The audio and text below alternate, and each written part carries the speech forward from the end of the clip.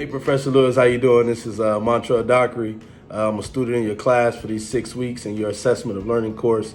And real quick, I just want to briefly record this video and talk about the assessment process.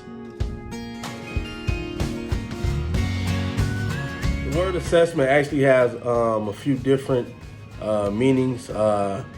Assessment, as defined by Webster's, is the action or instance of making a judgment about something in the act of assessing something.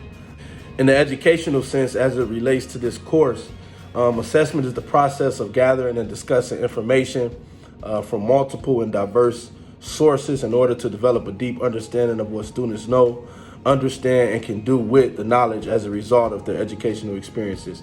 The process culminates when assessment results are used to improve subsequent learning. Assessments are one of those things that I'm pretty familiar with. In one of our previous courses, we talked about formative and summative assessments and the advantages and pros and cons of them. So those are two, just to name right off the bat, formative and summative assessments. Third one that's frequently used throughout the assessment process is assessments as learning. When we look at the assessment process, I think there's a lot that goes into it when we talk about the opening tests, the quizzes, midterms, end of the year projects, to everything to the cumulative work that goes on throughout the course when we're trying to assess students and kind of gauge where they're at in their educational learning process.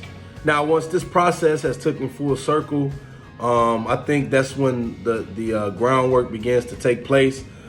Teachers have to sit back and analyze and kind of see what approach they need to take, or I should say we as educators need to take in terms of getting information to our kids and making sure that they're receiving the information and also retaining the information. So when we talk about change, where it can drive change, I think more so it drives change within the professor or the teacher or the educator versus the student, because we're the adults, we're the professionals, and so we have to find a way to bridge that gap between the professor and the student.